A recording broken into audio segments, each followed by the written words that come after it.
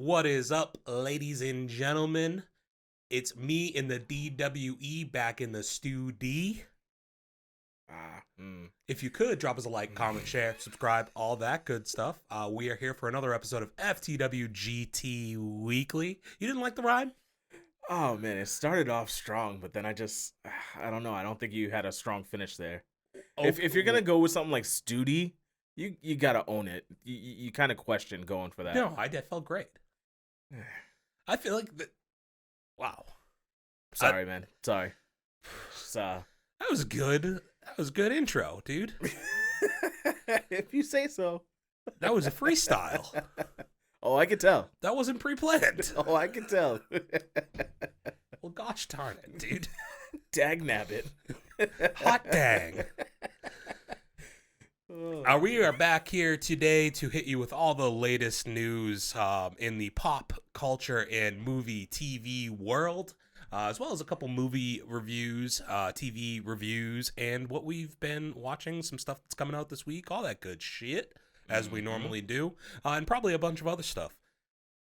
Dante, did you want to start off with, the hottest couple in America? Bro. Pete Davidson and Madeline Klein? Oh, I thought you were going to say Taylor Swift and Travis Kelce. Nah. I was going to say neither of those. Well, let's stay here for a second before I get to what I was actually going to talk about. Madeline Klein and Pete Davidson is a fucking travesty. Why does this keep happening? Why do all the good ones have to go for that guy, dude? Pete Davidson banging all your crushes. Yeah, dude, this is crazy. Oh my god, dude. There's not even much to say about it. Like, girls like a funny guy, I guess. Right? Dude, is that all it is? How do they even meet, he must dude? Be killing it. His dick game is solid. So solid. I mean, his hit list. We're gonna look back on this 15 years from now and be like, the 10-year run that Pete Davidson had is like goated, right? Yo, it's honestly, gonna be up there. I'm curious what his later years are gonna look like. You know, when they're like the 50-year-olds dating the 26-year-old. Like, how's he still pulling? Well, that's actually a good segue for me, Dante. The relationship I actually wanted to talk about today, and this is something you're generally in support of. Did you see that Dane Cook got married? No. Okay. Dane Cook hasn't even been on my radar in years. He streams Call of Duty. That's like kind of what he does now. What? Yeah, he does comedy still, but he's been streaming. I don't know if he's he was streaming Warzone for a while. Yeah. Huh. I watched it a couple times. He doesn't have a camera.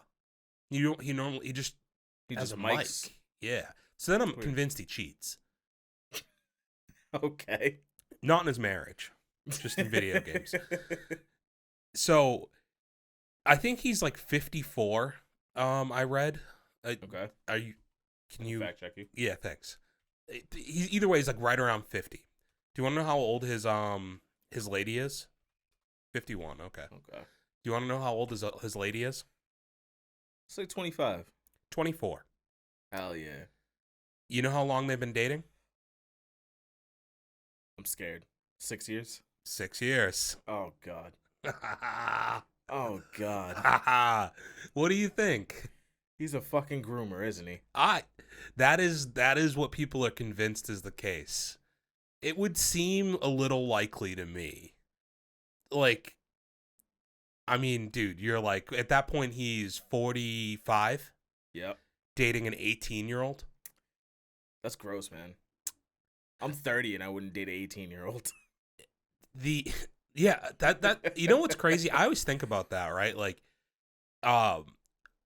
what age do you think it becomes inappropriate to date like an 18-year-old? I want to say as soon as you're of drinking age.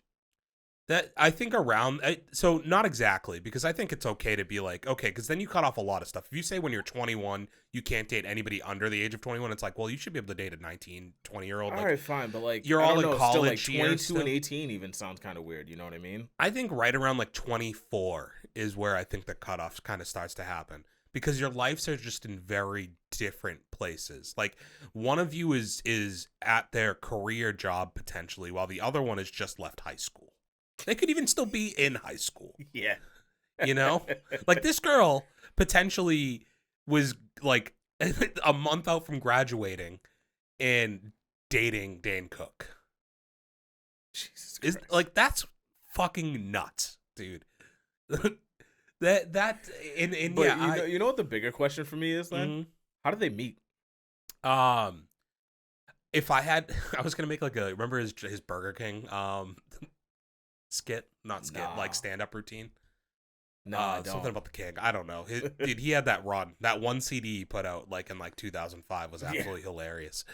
Yeah, what I assume happened, and I think this is kind of similar to the D'Elia thing that happened, the Chris D'Elia thing, where his was proven. So I'm most of this is, none of this is proven to be fact. I want to be clear that I have no facts that say that Dane Cook is like a groomer or a pedophile or any weird shit like that, but it is like a little questionable. But things are suggesting. But like what happens is, I'm sure, is like, dude, like especially with the way Instagram works, dude, there's a lot of like fucking 16-year-old girls now versus what they were 15 years ago. It's way harder in the world of like filters online, the way that girls dress or post pictures, that they slide into a guy's DMs and he probably quickly finds out how old she is, and it's just like, well, let's just like put this on pause. Like 6 months from now, I can legally fuck you. Even just hearing you say that out loud, it's like, what the fuck, dude? Clip me. Clip that. I'm scared for that clip getting out. But you know what I mean? Like, that's literally what it is, though, right? Like, it's like, oh, like, it would be wrong if I do it now. And that's also just an arbitrary, crazy thing. But it's also wrong to just contemplate, like, oh, yeah, in 2 years, this is game. Who decided that 18, like, I guess, like, 18 is just the year for everything, right? It's like, because you are done with school, you can leave you're a legal adult, right? Yeah. But it is weird to be like this line. Like, it's also, remember when Bad Baby started her OnlyFans? Do you remember that whole thing? That was a weird time, too. Like, there was dudes, like, the minute she turned 18, she activated her OnlyFans, right? Yeah. And, like, made, like, $10 million or some shit like that. And it's like, what was the difference in a minute? Like, why do we decide? Maybe it has to be 18 in 6 months. The difference between that minute was years in jail. Quite literally. That 1 minute saved a whole lifetime for somebody. Yeah. That's the difference. I guess it always is just going to come back to like a moral, like your moral compass and where you kind of land on that stuff to what you find is like appropriate. Because like, I don't know, like there's whole fucking porn categories dedicated to like barely legal, right? Yeah.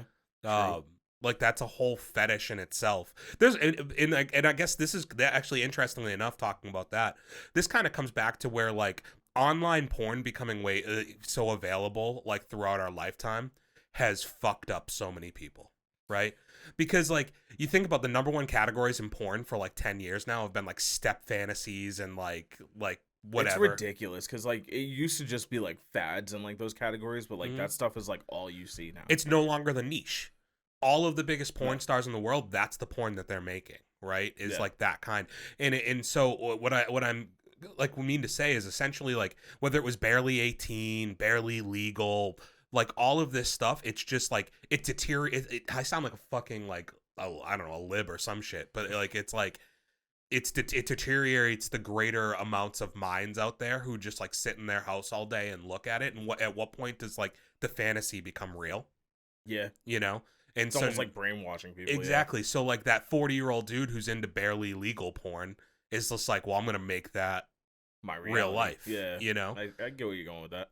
And I like that. I feel like, I don't know that that's like Dane Cook's problem. I think it's weirder with celebrities because there's not a world where I don't think that like millionaire Dane Cook could get like a 25-year-old who is very attractive and cool as fuck.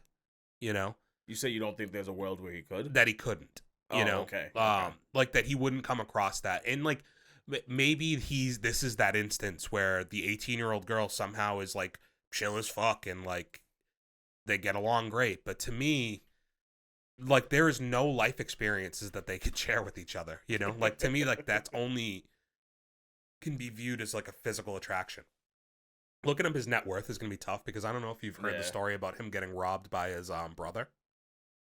No, I didn't actually. I don't know. I don't remember the whole story, but basically, like, his brother was his agent and, like, stole money from him. Damn. I think. So that's why I think was more so trying to for a Google long it because, time. like, you telling me he's like streaming Call of Duty, and I'm like, damn, is that what he's doing for money now? Is he really a millionaire, or like, is he hurting? But dude, like, famous athletes in the NFL stream, like, you know, on I guess Twitch. Yeah. To be fair, I mean, even rappers, T Grizzly fucking streams. So like, yeah. I mean, also to be fair, like Nick Merckx is a millionaire, and his whole entire job is to. But that's different because it was built on streaming. You know what I mean? But I guess I'm just stating that, like, that's a major revenue stream now. Like, that's a major way of making money. No, and if you could sign, that's a loud ass truck, right? If you can sign sponsorship deals to do commercials that you have to leave and go to, like, across the country to go film to make a couple $1 million, or for for the off season of your job, or like when your downtime is from your touring or whatever it might be, you're able to just go out there and play, like, video games, you know, like something you would enjoy, and you're also chilling at the same time. Why wouldn't you just take that as your acceptable revenue stream? You also have far more control over the content you're making and all that stuff, you know? No, that's all. Yeah, no, you're making fair points. But I don't know. How does everybody else feel out there? Most people probably don't have a fucking opinion, or I feel like any normal, sane person is like, this is just kind of weird. Yeah, I guess it's one of those things you don't really think that much about. You're just like, oh, that's weird. I also think that anybody who doesn't think it's weird probably isn't going to say it out loud. I also think that there's a world where, like, it's a 60-40 split on me if there was, like, a super hot 18-year-old that, like, you know, what am I going to do?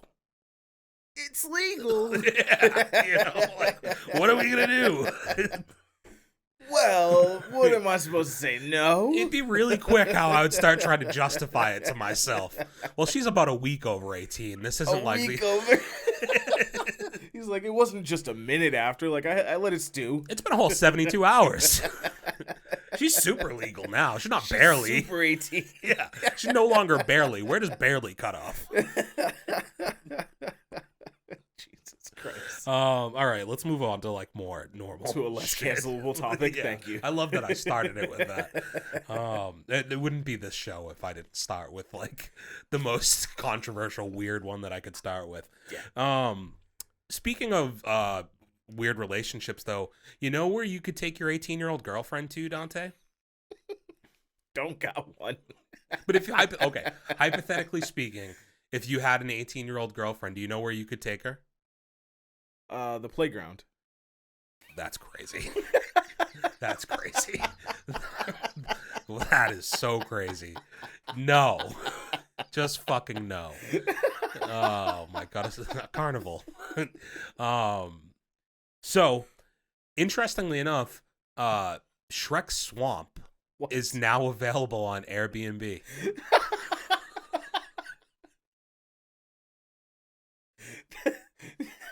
So that's your first go-to, dude. She was your 18-year-old girlfriend. She was probably like 8 or 9 when that came out.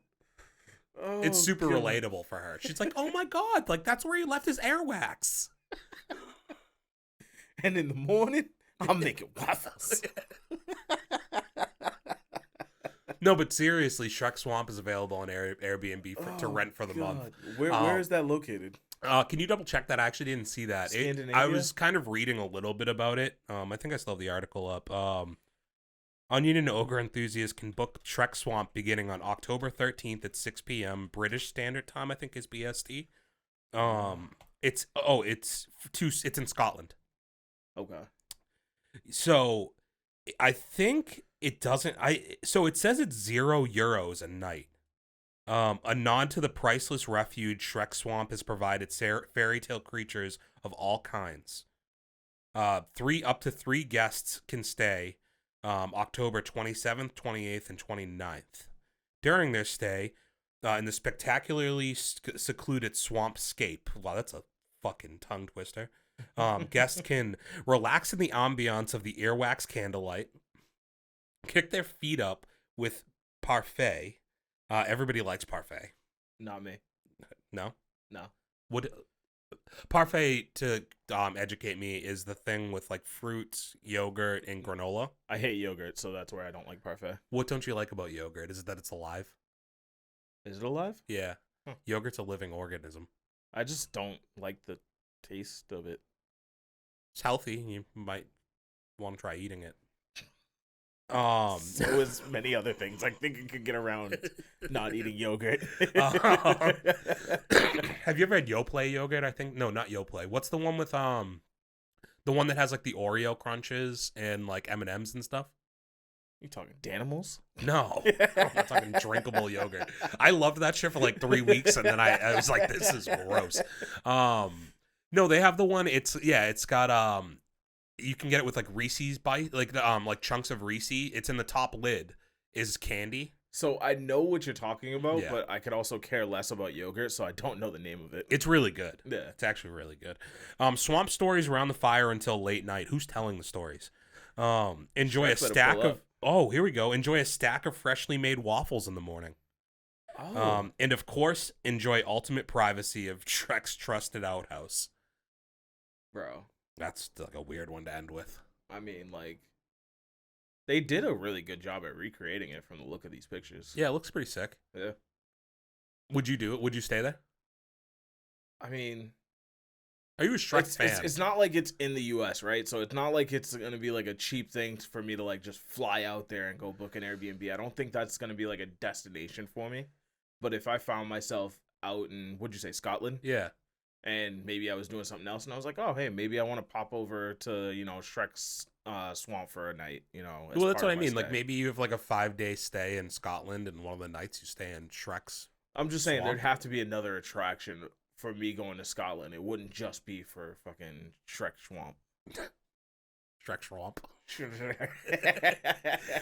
Do you fuck with Shrek? Catch that? Do you fuck with Shrek?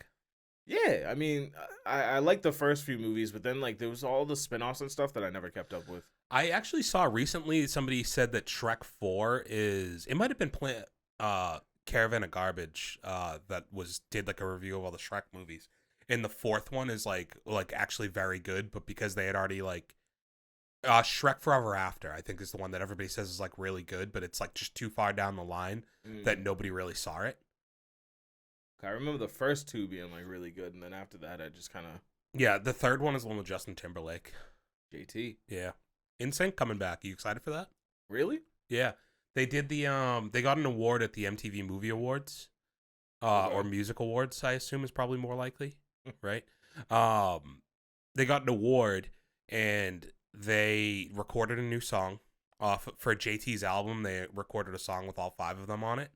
That's going to come out, and they were just on Hot Ones last week together. So I think they're going to be getting a tour. Is that something? Is that a tour you would go to?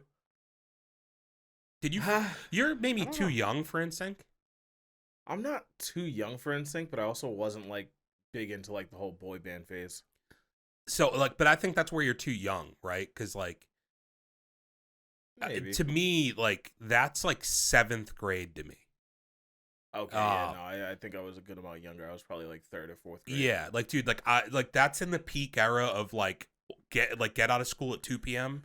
and then TRL starts at 3 and get home, and you had either like NSYNC, Backstreet Boys, Britney Spears, Christina Aguilera, Eminem, like you know, like that. For some reason, anytime you bring up NSYNC or Backstreet Boys, my first thought is, do you remember the time when McDonald's was giving out those like mini disc players with like the albums on it? Or it wasn't albums even. I think it was just singles. Like, the songs. Yeah, just the vaguely. I vaguely remember that. I don't know why, but that's the first thing I think of every time I think of like NSYNC or Backstreet Boys, was getting those in like the Happy Meal. Happy Meals, and like Burger King used to do like something where they gave away free stuff too. Yeah. Where have like fallen off to me so much, and maybe it's I don't pay attention. I don't even know what they give out anymore. But I have like collectible baseballs from Burger King. They used to give out some really cool shit. Yeah, I have like a whole set that I got all of them, and I have them all still. And they're like, you know, there would be like Ken Griffey Jr., Mo Vaughn, Cal Ripken, like whoever, like all the top like 7 or 8 baseball players at the time, Yeah. and they were all like baseballs with their face on it, with their signatures on them, obviously like stamped, not actually signed, I assume. No. I should probably have that checked. But yeah, those have fallen off big time. I would 100. So Justin Timberlake, I've always said is, I went to the 2020 experience like tour, like that one with like mirrors on it. Okay. All those songs. Yeah. And I think that is maybe the best from a production standpoint. It is from a production standpoint. It's the best concert I've ever been to. Okay. It was like mind-blowingly good, and he had Timbaland come on stage. He was taking shots on stage with all like the people in his group. He played some acoustic and sync. Like it was just like I loved that concert. It was amazing. I haven't been to too many concerts, so I wouldn't really have much to compare to. Yeah, I mean I get like the genre of music I listen to is like the shows that I go to are not production value. You know, Yeah. like it's more just Well, there's like difference music. between like concerts and shows. You know Yeah, what I mean? exactly. Like, you know, like I've that. been to shows, but I haven't really been to too many concerts. Like that was in the TD Garden, and Yeah. it was just like on a massive scale. You know. Like I've been to a metal show at a fucking Chinese buffet. Like Yeah. Yeah. I mean, that's a whole different experience. It's awesome. It really but, is. like, it's just not the same. Like it's because like going to like an arena show like that. I imagine it's kind of like the Taylor Swift thing, right? Or Beyonce's on her tour right now. It's like those are like going to a movie production, you know. But Yeah. seeing it in person with the amount of like choreography that's involved in it, the amount of like moving parts that are all happening, the money spent on like the look, the feel, the wardrobes, like everything. Yeah, it's just so over the top. Yeah. Next up, we got a couple of new series that are in the works. So you're a Stranger Things fan. Yes, sir. I am as well. They are talking about, they're writing a prequel right now. They've started casting it. And how do you feel about that? Like first reaction? What's the prequel gonna give me? Is it like a prequel on the characters or a prequel on like the Upside Down? So I don't think that's clear yet, but it's definitely it's going to include the adult characters as younger people. And that, I don't know how I feel about that. I don't think I like that. Because like in the show as adults they weren't aware of it, so how much is it really going to incorporate with the Upside Down? Exactly. With them as younger people. Well, and I don't even know it's the upside down necessarily. Like if it's just like another weird thing that happens in the town. But then why weren't they more accepting of what was happening? You know? Unless there's going to be some weird twist at the end where like all of a sudden they got amnesia because the trauma blocked it out from their brain or but some then shit you'd like think that. that would start to leak through at some point in the, you know, like there's just been no hints that have given us, not that I can think of. What was the reason that Hopper and what's his name's mom, Winona Ryder's character, weren't cool anymore at the beginning of the show? Do you remember? Shit, no, I don't. But that's the only thing. I can't remember what that is, but could that potentially be something? Maybe I'd have to watch the show again with like that premise in mind to like really pick up on some things. So I do appreciate when you can do that. Like if they find interesting ways to like, you could go back and watch the first season of Stranger Things and be like, oh, like that's why this was happening. Yeah, like subtleties suddenly are explained. You know what I mean? Yeah, like if they find a way to do that, I guess that's like somewhat interesting. But yeah, this just comes back to just making things, and this is going to be a rant that I have towards the end of the show. This is just one of those instances where it's like, let's just keep going back to the well because we know something's successful. Yeah. And kind of bleed dry. It's something I'm sure people feel about The Walking Dead, right? Like having so many spinoffs and stuff. It's like, you don't always need to retread these things. Wouldn't your efforts just be better off to writing like another original idea like Stranger Things? I just imagine it's tough to, you know, come up with those concepts on the fly. So if you can keep milking this one, like they're going to do it as long as they can. And it's our job as the consumer to stop watching it when enough is enough. Yeah, no, you're right. That is actually a good point. The other thing that's in the process of being written is so the writer strikes ended. Oh, okay. Yeah. I don't know if the actor strike is too, but I know the writer strike has ended. They just came to an agreement like the other day. and they said they're going to start working on a Office reboot. And all of the thumbnails are showing Steve Carell. Okay. So that gives me optimism that, like, although like that could just be very misleading. I clicked on one article and it did that annoying thing that a lot of news websites do where it pops up the subscription thing. Yeah, like I got halfway through the first paragraph and it was like to read the rest of the subscribe, and I was like, oh, I'll never know. Yeah. I'll just never know the answer to this. He's just like, fuck it. And then it could very well be clickbait because they're just trying to get you to subscribe to that too. You know, like it could all just be hearsay. But yeah, they if they are able to bring back the original cast, I'm excited. Again, otherwise, I can't say that I'm interested all that much, right? Yeah. You know, I don't want to see 3 or 4 of the old cast, you know, back. Like I want to see the whole original cast back in there. And even if it's like, hey, we're gonna do a 10 episode like limited just like run. a quick limited series. Yeah, like a planned beginning to end.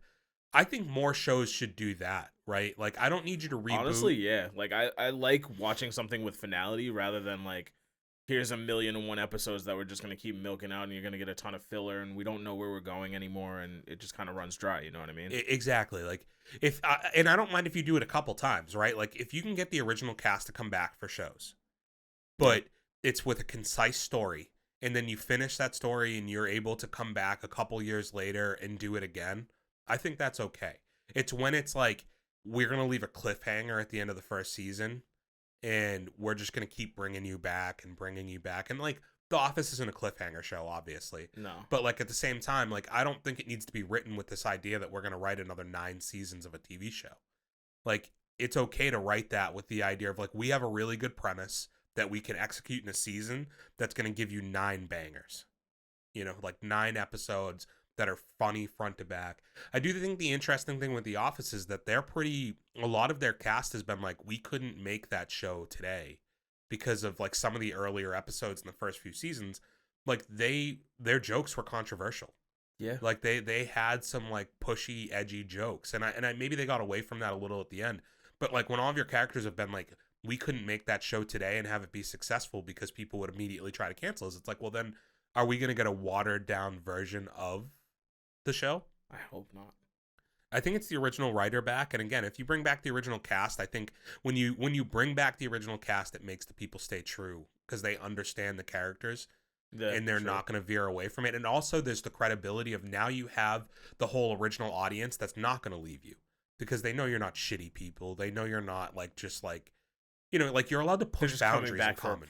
Product that they enjoy. Yeah, exactly. Like John Krasinski doesn't need to do The Office. So if he's back in it, it's because he cares about it, right? Like, yeah. And I think comedy, you should be allowed to be edgy. So, like, I think that having a known popularity allows you to push that envelope more and stay funny, you know? Fair points. All right, so I said I only had 2 like reboot things kind of going on, but there's actually a third that I had written down and I forgot about it a little bit. Okay. Halloween, the franchise is talking about, you know, and we're less than a year since the last movie came out, and they're already trying to sell it for either movie or TV show idea. Really? Yeah. This is one that I think is completely unnecessary. I think we need like this. I don't like. I'm lost in how I feel about it, to be completely honest. This is one of those difficult ones where I like what would we do with them? I love the property, right? Like I love it so much, but I'm so sour after the last movie in the way that they did it, that if they had have done a great job on the last movie on that, if they had have closed out that trilogy in a solid way, I would be 100% on board with this. But I have no faith. Like, they've broken me in the sense of I have no confidence that they'll ever do this well. And the big idea, this is one of your favorite slasher franchises. Yeah, so like some things can just be left dead. Like, like I'm still able to go watch the original movies. Like I am able to watch my favorite ones. Like I can watch Halloween 1 from 1970 something and enjoy it, you know? So I don't need necessarily 2024 to give me like a shit ass version of this movie. Fair. The one idea that a lot of people are running with if they're going to do a TV series, and I think I've talked about it on here. I don't think I've talked to you maybe about it, but like, are you familiar with like Halloween Season of the Witch, the third movie? No, I haven't seen it. So originally the idea is like Halloween 1 and 2 take place all in the same night. They're direct sequels to each other. So the whole first movie happens, then Laurie gets taken to the hospital, and she ends up Michael ends up coming to find her at the hospital, right? And he keeps Yep. killing people. Yep. The third movie is like an anthology thing. And then the third movie is like they wanted to actually take it away from the Michael Myers character. Like they never had the intention to make him the main focus of like a million movies. So the third movie is completely separate. It has nothing to do with Michael Myers. And it was people, when it came out, it bombed. People just wanted more Michael Myers. So they went back and just started putting out more. I forget the name of the guy who owns the Michael Myers character. I want to say Sadawad, but that's actually like an MMA manager. But it's a name like that. So he ends up wanting to be able to make more money, essentially. So he goes back to the Michael Myers character, but everybody's kind of like, hey, like, why not, if you're going to do a TV series, go back to that idea of it being like an anthology? Like, do like 8 episodes and each one's a different, like, Black Mirror. Like different killers. Yeah, like Black Mirror and stuff has been successful, and it's not really even a killer thing. Like the third one, I've only seen it once or twice because again, I'm probably in that group to where if like I was alive when the first 2 movies came out and then you came out with Season of the Witch, I wouldn't have enjoyed it. I would have been like, bring me back to the slasher movies, because that's how I was when I was like a teenager. I saw the first Halloween movies, loved them, and then all of a sudden I watched the third and I was like, this is just fucking weird and has nothing to do with anything. Like it's like an acid trip to a point. Weird. Especially when it's like the internet wasn't as prevalent there to where I could go and read a bunch of articles.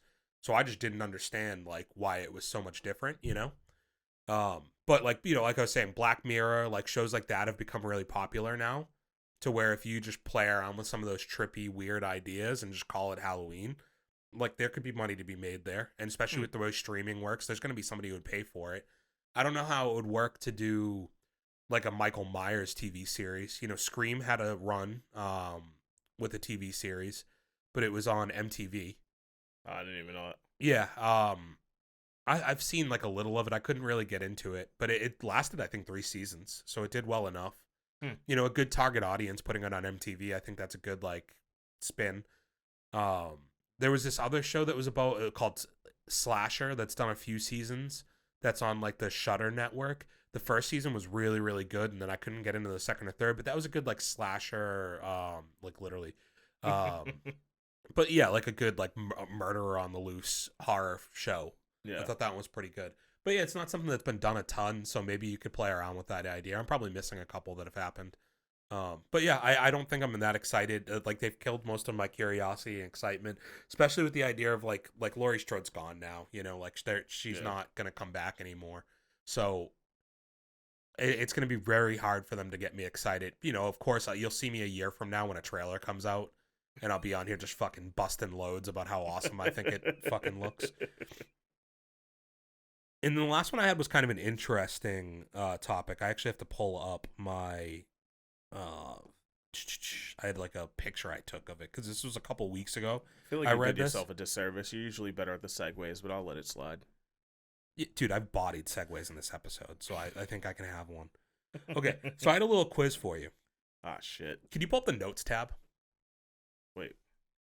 Like the notepad? Oh, okay. And I want you to write down these streaming services. Okay. So we have Max. Yep. Disney. Yep. Paramount. Hulu. Netflix. Peacock. Prime Video. Apple TV. Okay? And these can maybe be up in the like box behind me. Okay. Here for the people to see it, right? Yep. Try to rank these in order of what you think has the highest cancellation rates. Highest cancellation rate? Yes. Apple TV, number 1. Okay, so let's work down the list. Oh. Wait, okay. So in order, like, and give us your, maybe if you have some thoughts on them, maybe throw them out there. So for me, I say Apple TV number one, just because they give out that 3-month trial, like with every fucking Apple product you buy, and I just don't really feel like I hear people talking about going to see stuff on Apple TV too often. Well, they had that Jason Sudeikis show that people obsessed over. The one where he's the coach of the soccer team. Okay. So people love that show. It's like 1 or 2 shows, though. They also have like that Jennifer Aniston show. Like they've spent a ton. Like the thing I think you're forgetting about Apple though, and I'm not telling you wrong or right, is they have like they've paid a ton of money to people like Jason Momoa, Jennifer Aniston. Who's the other girl in that show? I'm not familiar with these shows. So Reese Witherspoon. Like they've just spent a lot of money on the people who are in their shows to get big names. So I would just bear that in mind. Okay, who's number 2? I'd probably say number 2 would probably be Max. Okay. My reason for that is I have it and I find myself going to it and trying to find stuff to watch, and I feel like I see the same stuff on there all the time. And I've been watching a lot of Max recently because they have all of Friday the 13th and all of Nightmare on Elm Street on there. So it's the right time of year for me. I might go to it for the Nightmare on Elm Street stuff. Yeah, I've watched the first 3 so far. Okay. Yeah, I think that Max is one of those things where like when they have shows that drop, a la The Last of Us, a la Game of Thrones, yeah, they draw people in. But then yeah, maybe to your point, once those shows are done, I'm gonna pause my subscription for a little while. Well, yeah, like that's one that we didn't put on here, but like for example, like my Stars subscription, right? Mm-hmm. Like I got that just for watching like the Power series. Yeah. There's not really anything else on there that entices me. Like I did get into Heels, right? But like beyond that, like I haven't really gotten into too much on Stars. And originally it was like, all right, cool, I'm gonna get it, I'm gonna watch Power, then cancel it, and I'll go back to it when they drop another season. But then they do this whole thing where when you go to cancel it, they're like, oh hey, we can offer it to you cheaper if you stay. And that's the only reason I still have that. Heels canceled. Did it? Yeah, it got canceled. Damn. 2 seasons. That sucks. Yeah, it's a bummer. I was pretty sad to see that. Okay, 3rd. I'm gonna say number 3, Peacock. Okay.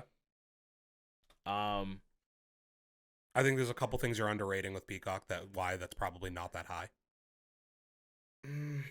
WWE would be a major one for me. Yeah, so I was between Peacock and Paramount, but the thing is, especially right now, right? Like those are used a lot for like streaming football, right? Yeah, but like the WWE fan base isn't going anywhere, right? So Peacock for right now is going to have that on lockdown.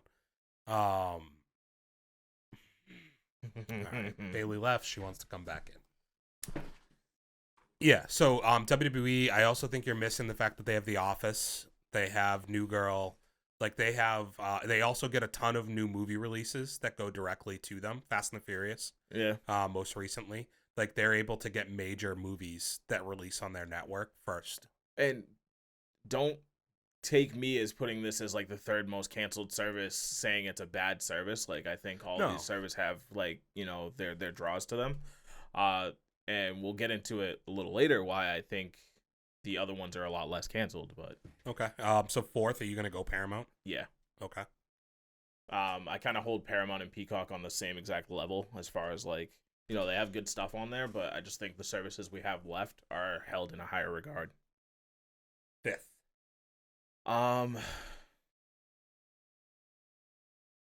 5th is probably gonna have to be. 5th is a tough one, right? Because I want to almost group Disney and Hulu together. They are not, though. I know. Just so everybody knows what you have left. You have Disney Plus, Hulu, and Netflix and Prime Video. Yep. And the reason I want to group Disney and Hulu together, and the reason they came this late in the list, is because the same like, company and they have a paired up. Yeah, the paired subscription and everything, and like, I just feel like because of the paired subscription, like people are more likely to hold on to them. But I'd probably say Hulu goes before Disney. No, other way around. Disney goes before Hulu. So Disney's 5th? Yeah. And then you would say Hulu's 6th? Yeah. Okay. So we are left with Netflix and Prime Video. Yep. I'm going to say 7th is Netflix. I mean, it's one of your first streaming services out. People just have it because it's what they know. There's new stuff coming in and out of there all the time. And then I'm putting Prime dead last as the last one to be canceled, just because like there's so many other things beyond just streaming with Prime that like people hold on to it for like their 2-day shipping. Some weirdos out there probably use it for music, like, you know what I mean? So, like I know I have Prime Video and I hardly ever use that app. I just have it because I have Amazon Prime for like the faster shipping. Well, yeah, I think you're pretty accurate on why Prime would be really low on the list. Like, to me, that's going to be the hardest to cancel. Even though, like, the reality is, like, what the fuck does Amazon like? Amazon Prime is kind of a. I honestly don't know why I have it, because now that I'm saying it out loud, I'm like, what the fuck difference does, the 2-day shipping versus like 3 or 4 days mean? Yeah, like I don't really see the major benefit in Amazon Prime, but it's Although, something. So a lot of that stuff now though is with Prime they offer like overnight shipping or like same-day shipping, so like that's a little bit more appealing than the 2-day shipping. So I think we're just conditioned now that you have to have a membership though with Prime, like Amazon. That's probably like my longest standing subscription service. It's up there for everybody. I think that's like not just you. I think that automatically they have conditioned us that that's $100 a year that's just spent already. Yep. Like, because it is where, do you think like this is another percentage question to a point, like what do you think the percentage of shopping that's done through Amazon versus all the other mediums of shopping for Americans? Like, So I think it's shopping on Amazon versus like all other brick and mortar or online shopping. Yeah. I'd say they probably hold like a 15 to 20% market share. I think it could be higher. You think higher? I think it could be, dude, because like think about like almost everything you buy, and there's so little that like that you really would feel the need that you have to go anywhere when you could just get it delivered same day for the same price or cheaper. So like I'll tell you, like that like whole like same day and overnight shit was like huge for me last week. Like I don't want to get too into it, but like I was sick and like just being home and being like, oh shit, I need this. All right, cool, it'll be here in the morning. Mm-hmm. Yeah, like it's like I don't buy clothes and like I don't buy jeans or shoes really like for work or anything like that in a store anymore. I don't buy deodorant or like toothpaste or no, that's fair. I do hair all product of that or online. like shampoo, conditioner, like whatever it might be. I don't need to buy that in a store. Like I even do some of my groceries at this point on there. Like I'm like, oh shit, I'm running low on cereal. Let me just throw an order in on Amazon Fresh. Do you say that because I left a box of Captain Crunch on the desk? Yeah. Oh.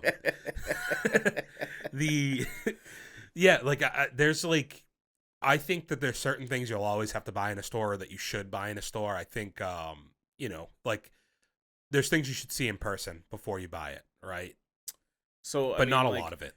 I used to feel that way about clothes, right? But like now, like Amazon, even like I hate that we're like caping for Amazon right now, but like they even have like the whole try before you buy thing where like you don't even have to pay for it until you like try it, and you have like 7 days before it charges you. Yeah, I mean, I would never return anything, so I have. I don't. It's very rare that I return stuff just because I'm like, oh yeah, I'm gonna return it, and then like the 30 days go by, and I'm like, fuck, I never dropped it off. But Goodwill just gets everything, dude.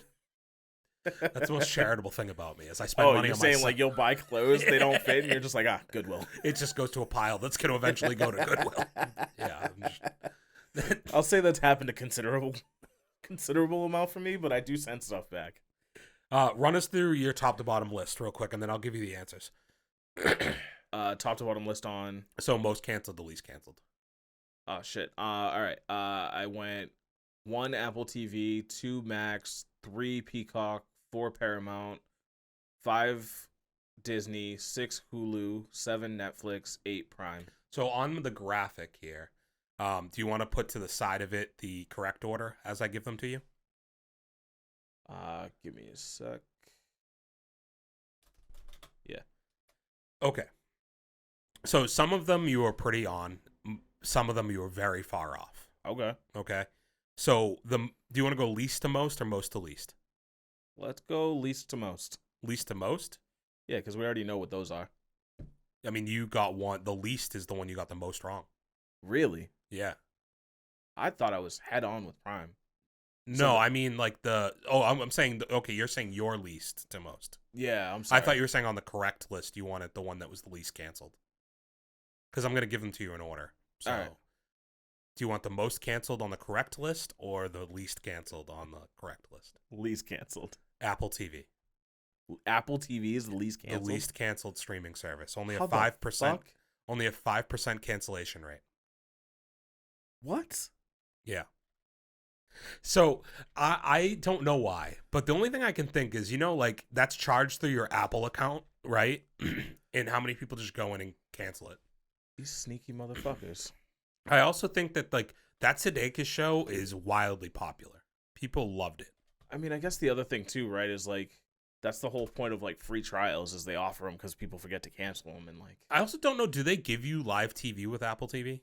I don't think so. All right, like because I don't know. I've never used it. Like that's one that I've never had. So maybe they also have a lower customer. That could go both ways though. It's like you have a lower customer base, so it's more dedicated, but at the same time you have less consumers. More people cancel it. It makes your percentages higher. So I don't know for one reason or another, but yes, it is the least canceled. It's at 5%. This is where you are correct though. Prime Video is at number 2. Okay. 9%. So and that's maybe even higher. You'd think they'd be closer to the 5% in all honesty, but again, like their consumer base is so fucking big that maybe that's why. Yeah. At number 3, you have Peacock. 10%. Cock. Wow. People love staying on the cock. They love riding the cock. Went to trip, fell, landed on his. And I think the WWE thing is the thing that you really missed on that. I think that that's such a dedicated customer base that was never going to cancel it. Because for me as a WWE fan, they could have nothing else on that service, but I'm going to keep it because I get my event every single month on there, just for the cost of their streaming service, right? Fair. So it's already immediately valuable. Like Raw every Monday still has like 2.3 or 4 million people who watch it in the US. So I think that there is just like enough of a base there that's going to keep a lot of people. And then I do think shows like The Office have a dedicated fan base too, that people who were binging that show when it was on Netflix and it got switched over to Peacock left with it. And then when you continually once a month can drop a major movie release onto your service, it's enough to keep people satisfied. And you also mentioned live sports. They have Sunday Night Football. Also, it is one of the cheaper streaming services of all of them too. I know. I pay for the commercial free. But even the commercial free, I think, is like $8 or $9. Maybe more. Sure? Everything goes up in prices now, dude. Remember that. True. Okay, at number 5. No, number 4. Number 4. Netflix. Okay. Only a small difference here, 10.2%. So only slightly more canceled, which is shocking, but at the same time not, because you know what though, I would like to see Netflix's cancellation versus resubscription. What do you mean? Like, if they have more cancellations than Peacock, how many of those cancellations are going right back? Yeah, like a month later. Yeah. Like a rebound rate. Yeah, the thing I was going to say is quite the same in the way that we talked about Amazon, with people being conditioned to just have Amazon accounts. I think out of every streaming service, Netflix is the one that we're most conditioned to just have. Honestly, that was the easiest one for me to cancel. Yeah. I mean, this has been a long-standing thing on this podcast where, like, most of their products are shit. And it's like, they play more the volume game than they do the quality game a lot of the time. But I think even with the fact that they raise their prices every other month, it's a very hard subscription to cancel for people because it's reliable. Like you kind of know that they have the greatest hits. Like they have the stuff that you come back to and just watch over and over again. They have stuff to me like I'm not going to argue that they don't have like good stuff on their platform. For me though, it definitely is the pricing, right? Like, yeah. I go out and I spend money on a nice 4K TV. Now I have to spend an extra premium to stream in 4K. They're one of the only services that do that. Yeah, that is kind of fucked up. And so like, I years ago, you initially do it and it's like $12 a month and you're like, fine, whatever, $12 a month. But then every year it goes up and up and up. And what is it at now? Like $19 a month? Like it's fucking ridiculous. I just can't. I couldn't do it anymore. Like, all right. Next up, we have Hulu. Okay. 15.2%. Which I expected Hulu and Netflix to be close. Mm-hmm. Yeah, I think Hulu has a good job. The best thing about Hulu to me personally, they do have good like movies that they release on there, but also they get a lot of next day releases on TV Yeah, as a well. lot of like the FX and like Fox stuff. Yeah, so I think that helps them a lot too, as far as the people who cut the cord still being able to get their favorite shows and get it quickly. I think that helps a lot for Yeah. them. Third is Paramount at 17%. Okay. Not much shock there. I think it's probably, to me, it's the streaming service that kind of has the least amount of stuff on it overall to watch. But I think you're right as far as having live sports helps a lot.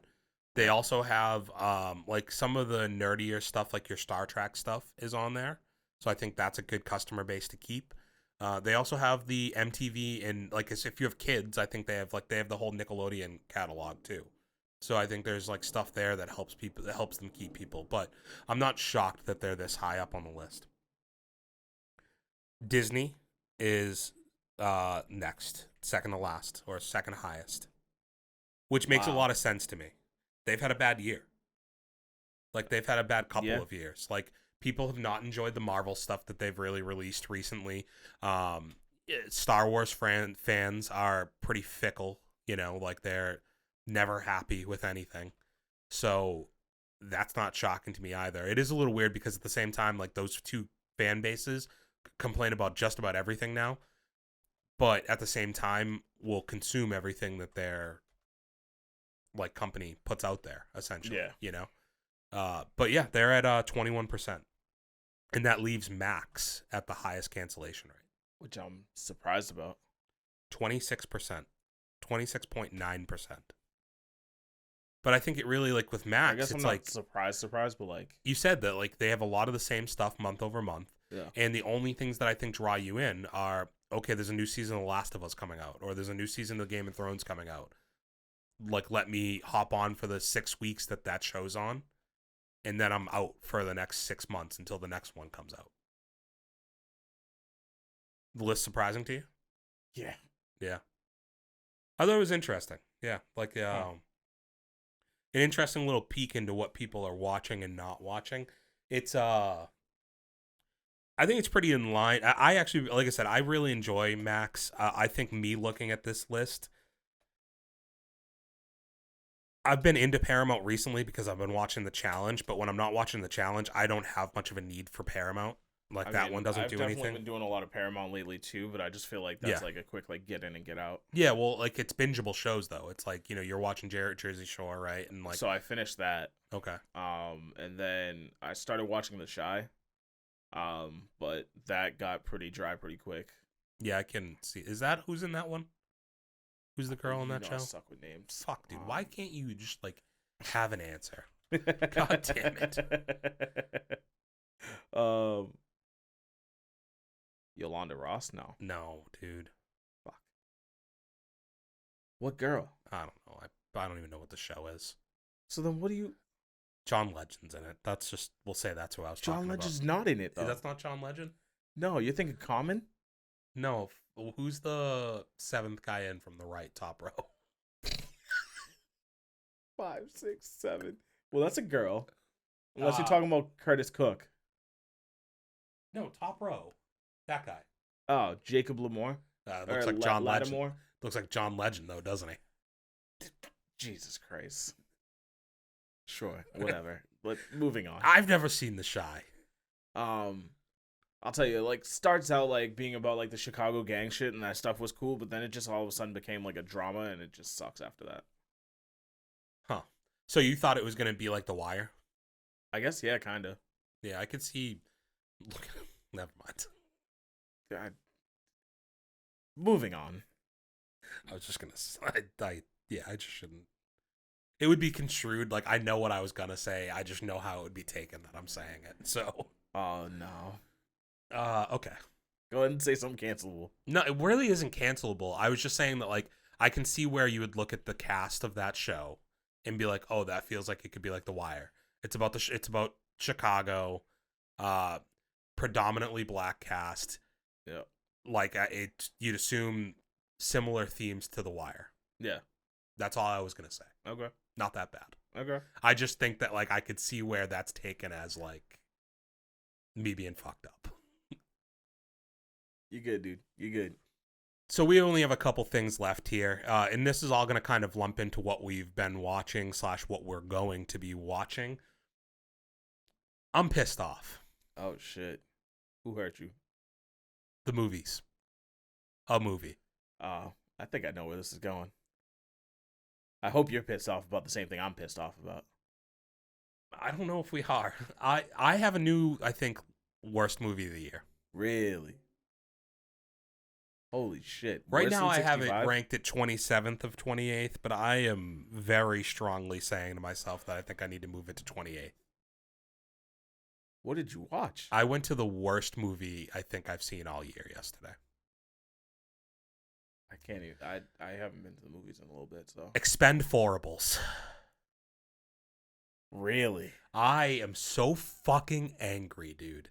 I almost left. I also hate that you said it that way, but. Well, that's the way they wrote it. Anywho. Expend4bles.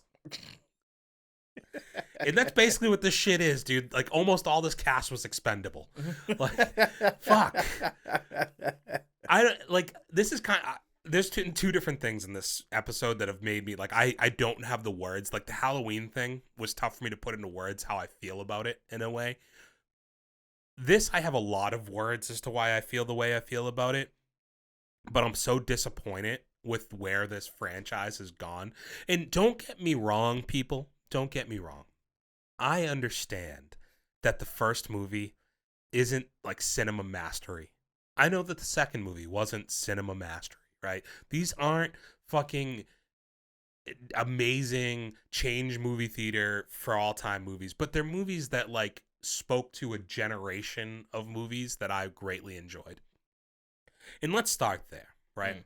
The original premise, to me at least, of the Expend4bles franchise was we don't get enough action movies that are like throwback 90s action movies anymore. And also we've never gotten to see a lot of our favorite action stars from the early action like generation, really. Like late 80s to the 90s and even a little into the early 2000s is like action movies. Oh, in 90s they had the formula. Yeah, exactly, right? And you never got to see a lot of those because they were all competitive with each other. A lot of those huge actors weren't doing those movies together necessarily, right? Yeah. So the Expendables was a way for Sly Stallone to get all of these huge actors. Can you pull up the cast for the first Expendables? To get all these huge actors into into this action movie and just do a throwback film with little quick clips and humor and things like that, and just kind of go. So what do we got? Just name off a few of the names, the top billings. Sylvester Stallone, Jason Statham, Jet Li, Dolph Lundgren, Eric Roberts. Oh, you have Terry Crews. You have like some of these guys aren't necessarily like some of them were filler too, but even like the top four there. Is Steve Austin like the wrestler, Stone Cold? Maybe was he in the original one? I don't think so. Are you even on the first movie? I don't even know that you are. I think I am. Yeah, that's Stone Cold, right? I don't have confidence that you're on the first movie. You are, okay. I was 2010. I was on the first pull movie. up the picture for me, like that first the picture there. Did they let you enlarge that? This? Okay, Stallone, Statham, Jet Li, Dolph Lundgren, Randy Couture, Steve Austin, Terry Crews, Mickey Rourke, Bruce Willis. Like, they got everyone, man. Now, for exercise, and we'll get to this, pull up the fourth movie and pull up the cast for it. Is it that bad? It's atrocious.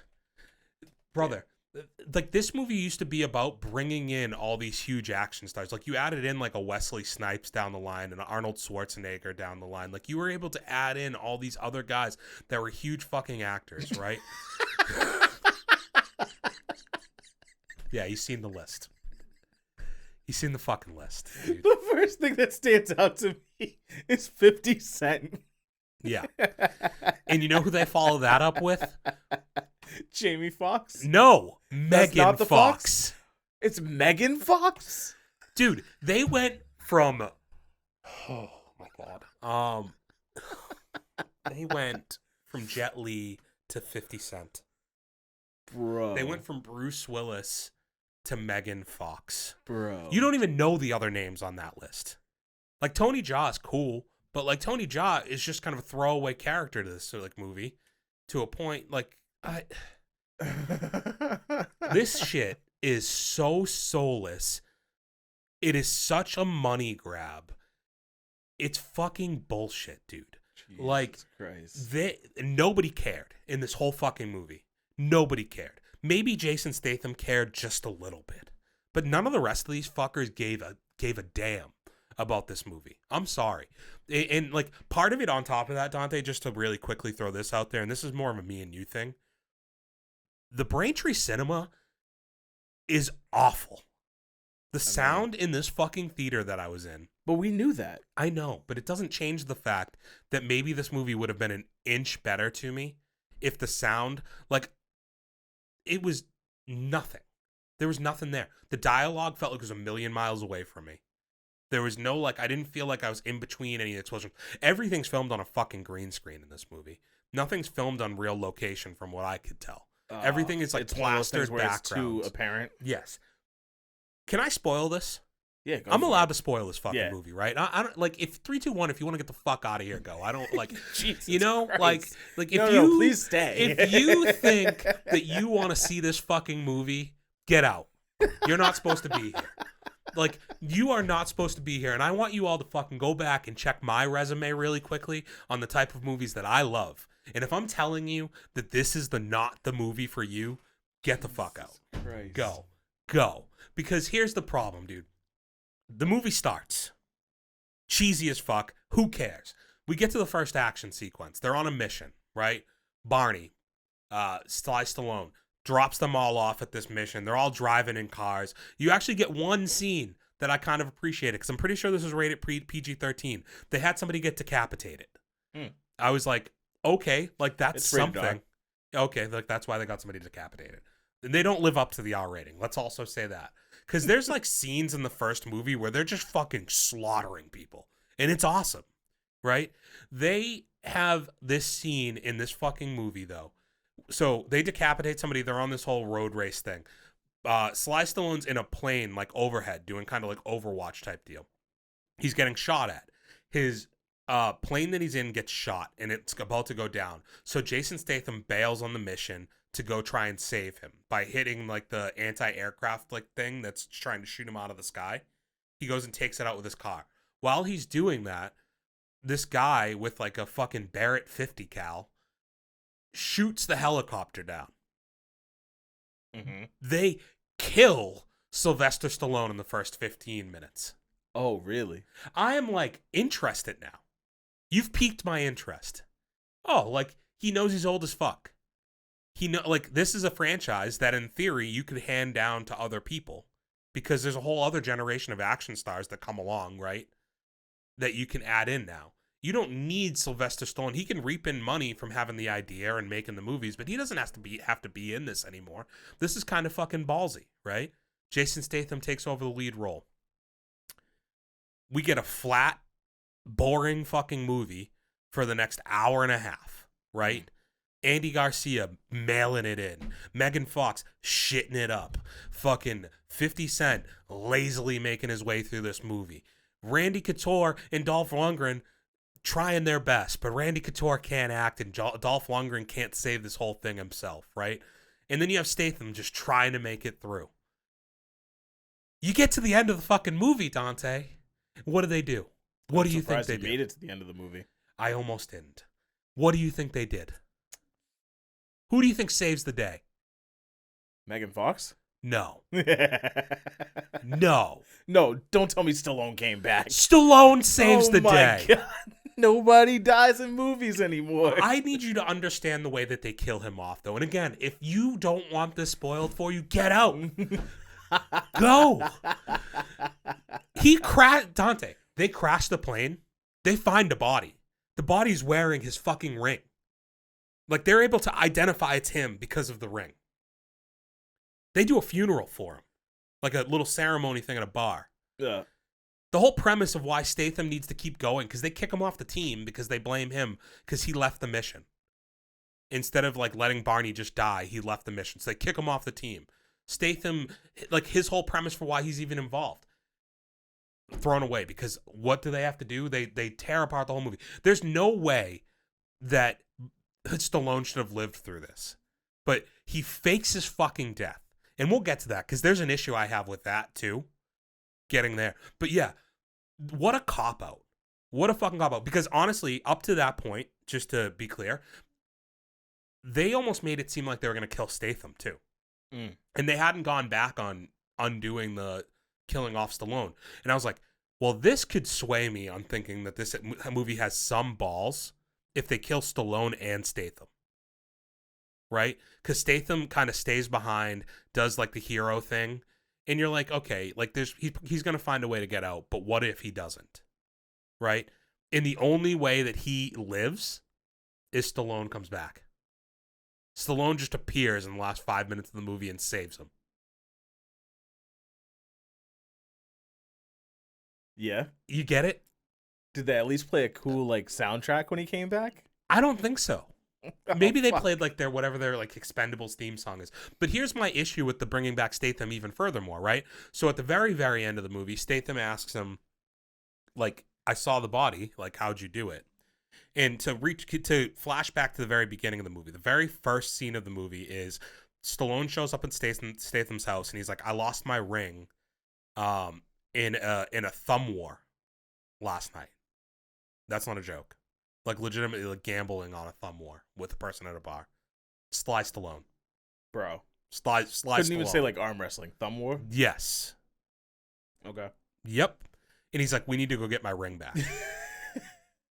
So they go to the bar, they get the ring back, and they have this fight. Like Statham beats up this person with like this group of people, basically. And one of the guys in it, like they were making fun of the whole time. So when he asks him at the end of the movie, like, well, tell me how you did it. He's like, remember so-and-so from the beginning of the movie? Who is not a bad guy, is not a villain, not a criminal, nothing. Just a guy at a bar who they got into a fight with. Because Sly Stallone welches on a bet that he made. He's like, remember him? Yeah. He switched his body. He brought him knocked out onto the plane, kept him on there because he knew they were going to get shot down. He knew the plane was going to get shot down and that he might need a body to replace his to fake his own death, because the whole premise is that they were trying to lure some guy out of hiding that screwed over Stallone like 20 years ago, but they had sealed the file, and the only way they would unlock the file is that if everybody involved was dead. So once Stallone died, he was the last of the people involved in that mission, and they could unseal the file. So Stallone went there knowing that his plane would get shot down by an anti-aircraft carrier, that a guy would pull out a Barrett 50 cal, shoot him down from the sky. He knew all of this before he went. He knew what was going to happen. So then he takes a completely innocent man, puts his ring onto him, puts him in the seat, jumps out of the plane, and murders this man. And what do, Dante? They have a good old fucking laugh about it. They just chuckle about it. So who's the bad guy? Who's the fucking villain? Okay. I can see you feel very strongly about this. It's still, from hearing your review of it, doesn't sound like you hated it as much as you hated 65. 65 still is 28th on my list. All right. This is 27th. It's going to fall to last place. I fucking hate this. I fucking hate it. There is nothing about this movie that was redeemable. There's nothing good.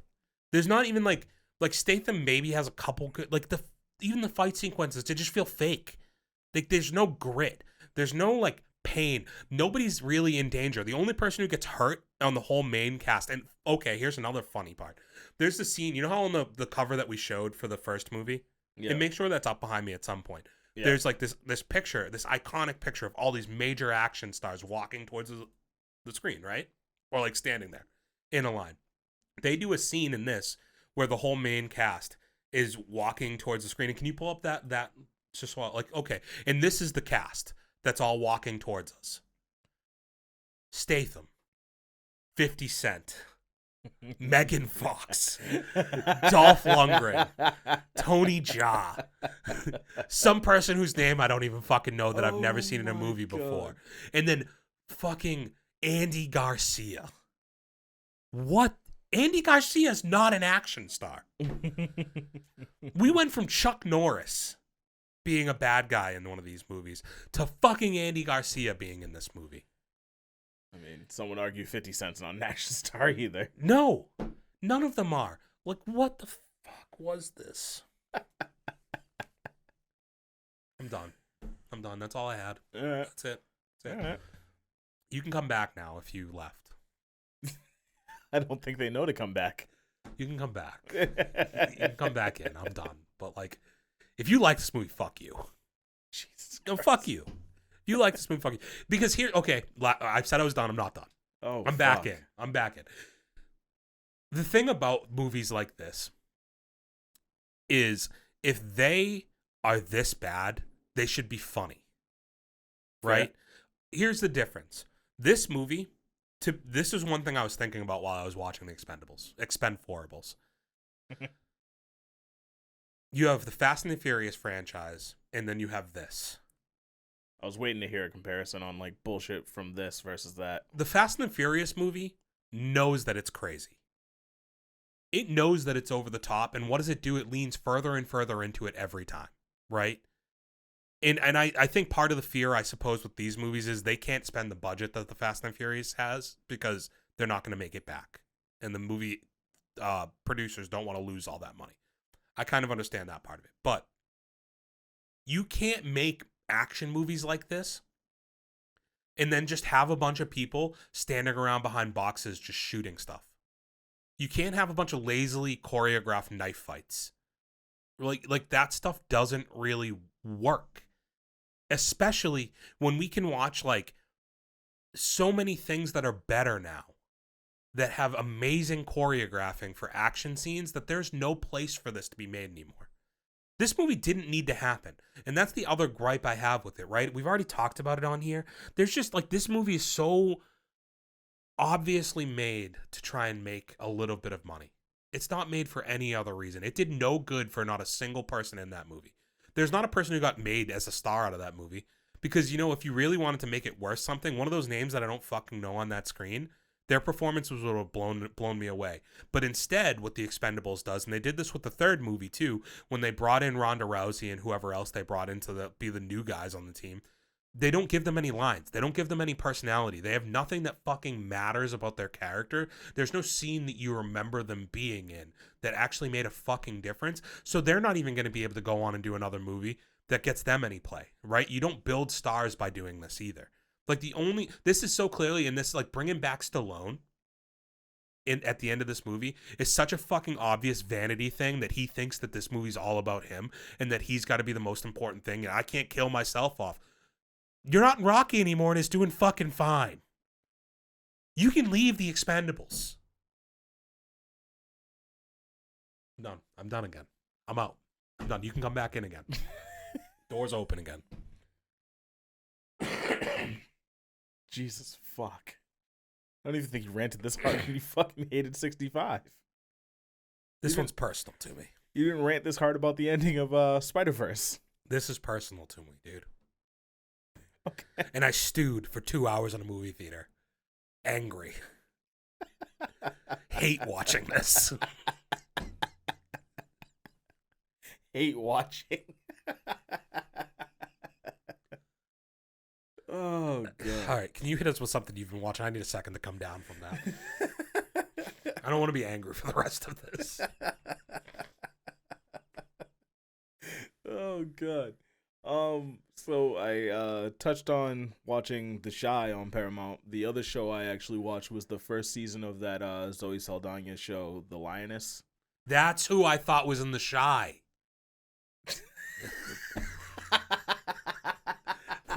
That's who I was thinking of, everybody. And look at that, I remembered the name. Yeah. That's the name I was trying to get you to pull before. That's who I thought was in The Chi. Wrong Paramount show. Because I knew I'd keep seeing that like pop up when I logged in. Yeah. To be like, try watching this. And I was like, oh, Zoe Saldana's in a show. That's cool. Yeah, it was meh. Just meh.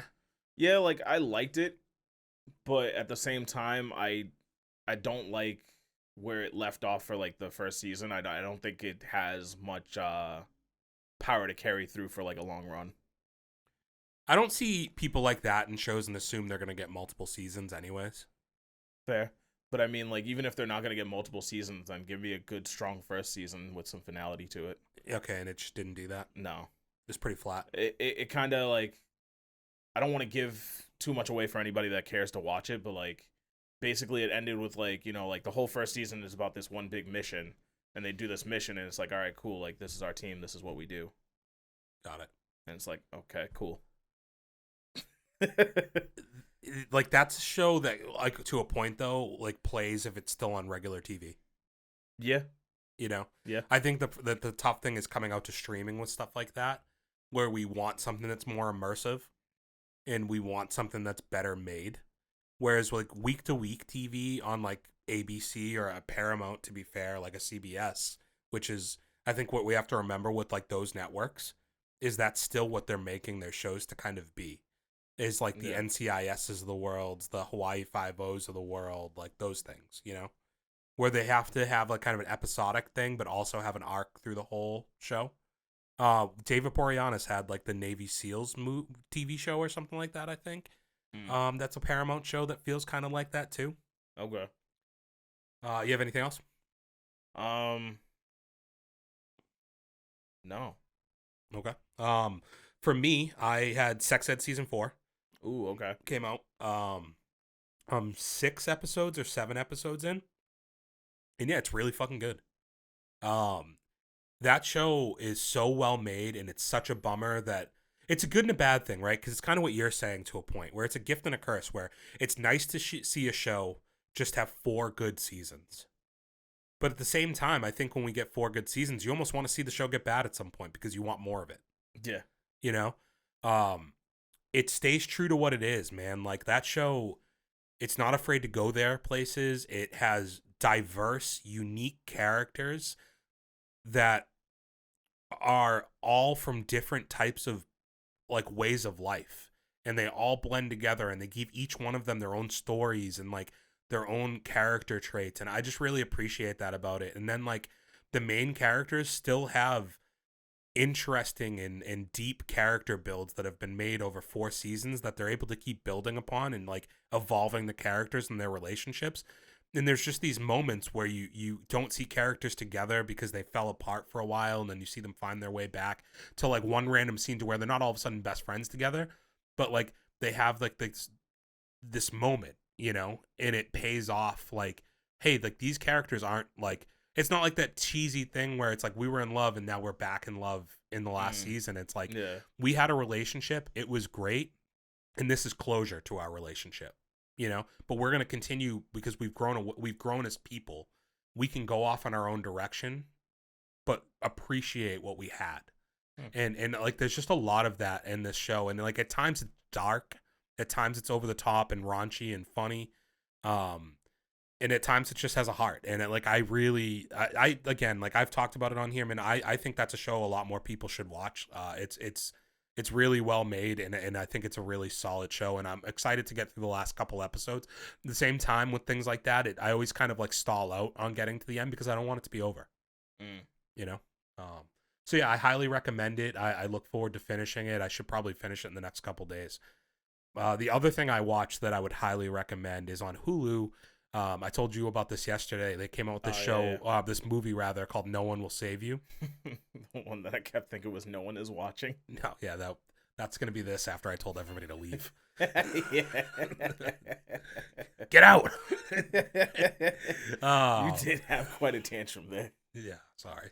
I was caught up in the moment. Welcome back. Yeah, No One Will Save You. I've talked about Caitlin Devers on here recently about Booksmart. She was in that, and I've liked her for a while now. Yeah. I'm a big fan. This movie, I keep calling it a show. This movie, I don't think there's any dialogue in the whole movie. Literally the entire movie, and it doesn't bother me. It never lost me once. It's a sci-fi thriller, and they don't speak, and it's great. And it's not like the Quiet Place type, like they don't speak. Okay. She's had trauma in her life, and she's living like in an isolated place in the woods, kind of. And some science fiction shit starts happening. And so it's more like there's nobody for her to talk to. No, she doesn't even like, she could yell things, but she just doesn't. Yeah, I got you. You know? But it's intense pretty much the whole way through. There was little parts where I almost covered my eyes because I was like, oh shit, what's about to happen? What? Yeah. It's like really fucking good, man. The ending, I will say, and not like no spoilers, but like it's the ending, I have to watch the movie again because it's a little, I might have lost it a little at the end. It's just a little confusing, especially when you don't have characters speaking to explain the plot to you. Okay. You know, like you don't have anybody explaining what you're supposed to be thinking. You're just interpreting through watching. And so it's almost interesting to try and figure out what you think the end of the movie is. Huh. But I can't recommend it enough. I told you guys this last night, and I'll say it on here. I read somebody who's like, only like Disney can release 2 movies to their streaming services that 100% should have gone to the movie theater. And it's Prey and this movie both released to Hulu, and they're both bona fide like hit sci-fi movies that should have been in the movie theaters to me. This movie's getting like huge ratings from everybody who's watched it. Every review I've seen is wildly popular and positive for it. So if you're a action, sci-fi, thriller fan, go out of your way to see this. Well, 100%. Especially yesterday, or 2 days ago, I saw this, and then I had to go see the Expend4bles. They are diversely different. People, don't leave again. He's sorry. Watch this movie. We got to get out of here because we're running out of time. This week, I'm seeing The Creator on Wednesday. I'm seeing Saw on Thursday. I don't remember anything else major coming out this week, but those 2 things. The Creator is getting already like amazing reviews. The one thing I wish they would stop is like early reviews are out for Rotten Tomatoes. They're at 100%, and then you looking at 7 reviews. It's like, what the fuck does that even matter? Like, that's not real. Talk to me like a week from now when the movie's out and there's like actual real people who have seen it. Yeah. But I think this movie's going to be huge. I'm super excited for it. I'm so excited I spit across the room at you. My bad. I'm in a rush now because we're running out of time. Like I said, yeah, keep the hood on. Keep the raincoat on, baby. Hood up. We're everywhere you can find podcasts, every audio provider possible. We are also on YouTube. If you haven't left, I appreciate you. If you could leave a like, comment, share, subscribe. Hit us up on Instagram at 4those with good taste. On Twitter at Good Taste Live, or X is up, X videos. No, wrong site. We're not on X videos. We're on TikTok though at Good Taste Pod, and you can find Dante where. Dirty Water ENT on YouTube and Dirty Water _ENT on Twitch and Instagram. If you go mic check 1 2 1 2, Dante. Oh shit! I forgot the bar. Forgot the line. We forgot the line. Line. Peace out. We love you. Peace.